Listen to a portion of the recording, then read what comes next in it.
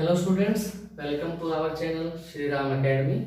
Okay, हम बेटा 10th class का second chapter acid base and salt वो डिस्कस करने वाले हैं। ठीक है, प्रीवियस क्लास में हमने डिस्कस किया था एसिड बेस का कुछ बेसिक्स और उनके टेस्ट इंडिकेटर के थ्रू। अगर आपने वो वीडियो देखी है तो बहुत अच्छी बात है, अगर नहीं देखी है तो उसका लिंक आपको डिस्क्रिप्शन बॉक्स में या फिर आई बटन के लिए छोड़ दूंगा, आप प्लीज वहां से चेकआउट कीजिए। उसके बाद हम आगे पढ़ेंगे। ठीक है, अब नेक्स्ट हमारा टॉपिक है बेटा reaction of acid with metals. ठीक है, अब आपकी बुक में एक एक्टिविटी दी गई बेटा 2.3। ठीक है, इस 2.3 एक्टिविटी के रिगार्डिंग जो भी एक्टिविटी आपकी बुक में मेंशन है उनसे ही क्वेश्चन बोर्ड में आता है। एक्टिविटी केमिस्ट्री में बहुत ज्यादा इंपॉर्टेंट है। ठीक है, तो यहाँ मैंने एक पेरेंट रिएक्शन लिखी। पेरेंट रिएक्शन मतलब जो हमें बताएगी कि जनरली होना क्या है इस रिएक्शन में। ठीक है बात, ओके। तो सबसे पहले मैंने क्या लिया, मेटल में क्या ऐड कर दिया, acid. Reaction goes to metal salt plus hydrogen, फिर उस मेटल का सोल्ट बन गया और हाइड्रोजन गैस रिलीज हो गई। ठीक है, अब इस चीज को कैसे देखेंगे वो देखो एक बार। जिंक मेटल गिवन है आपकी एक्टिविटी में, तो जिंक ग्रैन्युल्स की फॉर्म में होता है, पीसेस टुकड़े होते हैं जिंक के। ठीक है, जिंक किस में डाल दिया मैंने, सल्फ्यूरिक एसिड में डाल दिया। ठीक है, प्रोडक्ट क्या बना मेरा, जिंक सल्फेट बन गया और हाइड्रोजन गैस रिलीज हो गई। ठीक है, अब यही एक्टिविटी उसने बोला है कि भाई आप हाइड्रोक्लोरिक एसिड और नाइट्रिक एसिड के साथ भी परफॉर्म करो। चलो जी करके देखते हैं क्या होता है। स्टार्टिंग में मैंने क्या लिया बेटा, zinc plus HCl, hydrochloric acid ले लिया। ठीक है जी बात। तो जिंक क्या बना, जिंक क्लोराइड बन गया, एक कंपाउंड आपका जो मेटल सोल्ट बोल रहा हूं जिसको मैं, प्लस हाइड्रोजन गैस रिलीज होगी। बिल्कुल सेम प्रोडक्ट। ठीक है, कोई चेंज नहीं हुआ, यहां तक तो ठीक था। अब बारी आई किसकी, नाइट्रिक एसिड की। तो भाई नाइट्रिक एसिड में क्या होगा, नाइट्रिक एसिड में एक्चुअली दो रिएक्शन होंगी।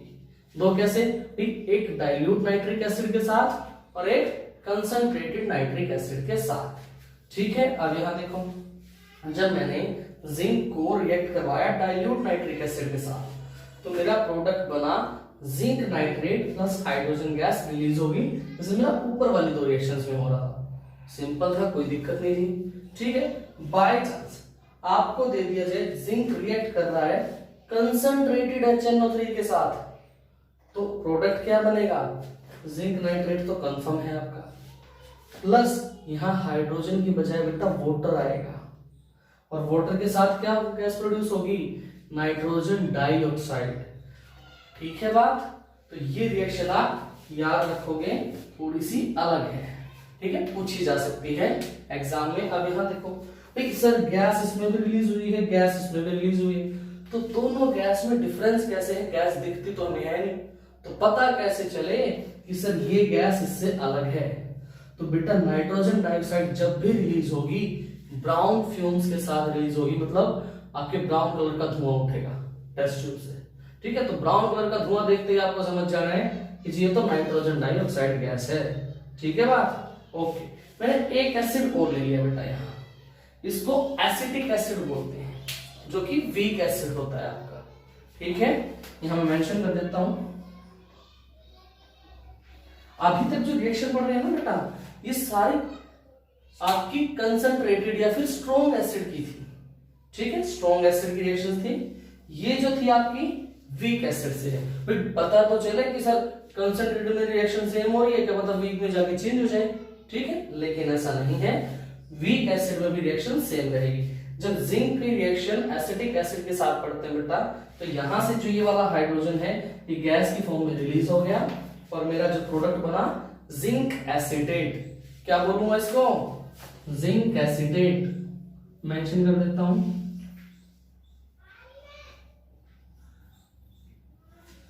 ठीक है, हाइड्रोजन गैस रिलीज होगी।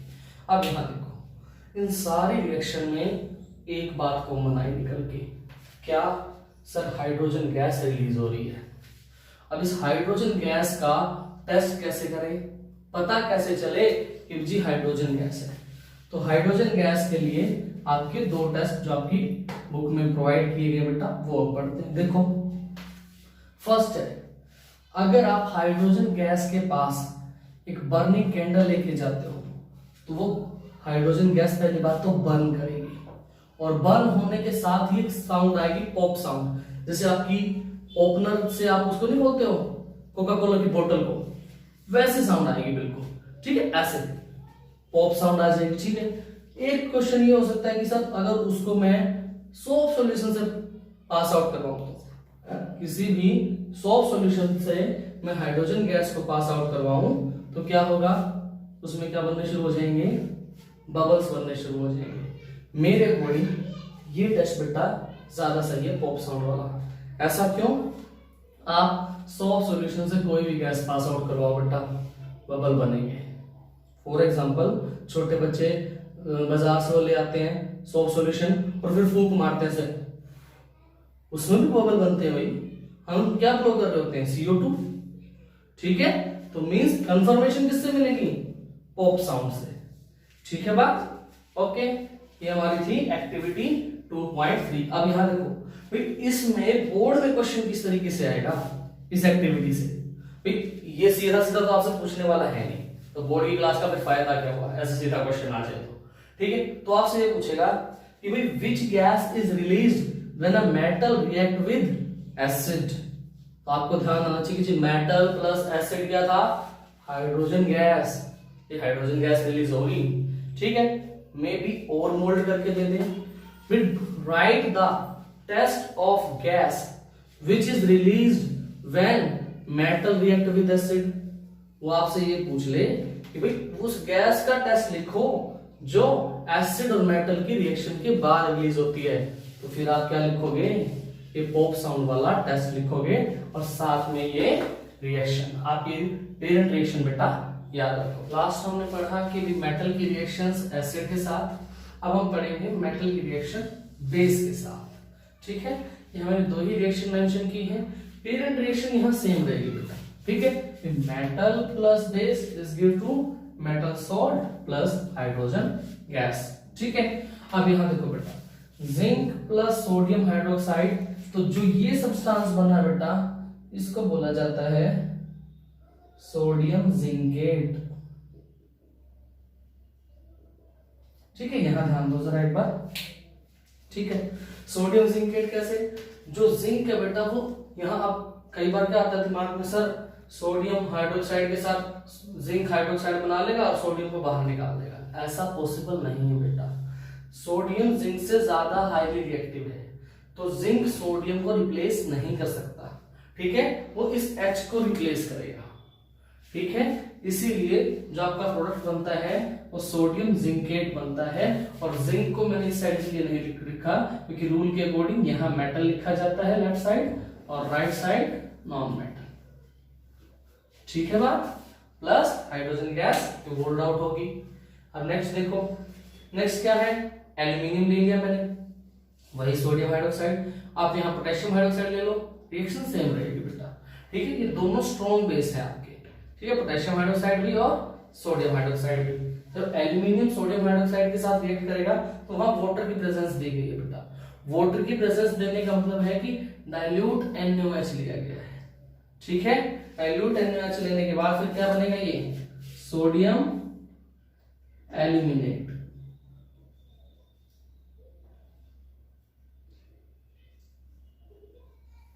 ठीक है। जो ये कंपाउंड आपका बना है इसको मैं क्या बोलूंगा, सोडियम एल्यूमिनेट बोलूंगा, और हाइड्रोजन गैस क्या होगी, ये वोल्ड आउट हो जाएगी, ठीक है। अब यहां देखो बेटा, मैंने एक वर्ड लिखा है amphoteric, means base and acid both. अब जरा ध्यान दो, इस बात से मैं क्या समझाना चाह रहा हूं आपको बेटा, हर मेटल बेस के साथ रिएक्ट नहीं करता, कुछ सिलेक्टेड मेटल्स ही ऐसे हैं जो बेस के साथ रिएक्ट करते हैं और रिएक्शन परफॉर्म होती है, ठीक है। तो उनमें से हैं दो आपके जिंक और एल्यूमिनियम, सबसे ज्यादा जिंक ही रिएक्ट करता है, इसीलिए आपकी बुक में सिर्फ एक जिंक की ही रिएक्शन आपकी बुक में दी गई है, ठीक है बात। तो मींस जो जिंक और एल्यूमिनियम है बेटा वो एम्फोटेरिक नेचर के हैं, वो एसिड और बेस दोनों के साथ रिएक्ट कर लेते हैं, ठीक है बात, ओके। बाकी जो अदर एलिमेंट्स हैं या फिर अदर मेटल आप बोलोगे, जैसे लेड है आपका या फिर टिन हो गया, उनकी रिएक्शन आपके आउट ऑफ सिलेबस है, तो वो हम डिस्कस नहीं करेंगे। आप इतना ही ध्यान रखोगे कि बेस के साथ जिंक और एल्यूमिनियम की रिएक्शन होगी। Okay, thanks for watching, like, subscribe and share my channel. Okay.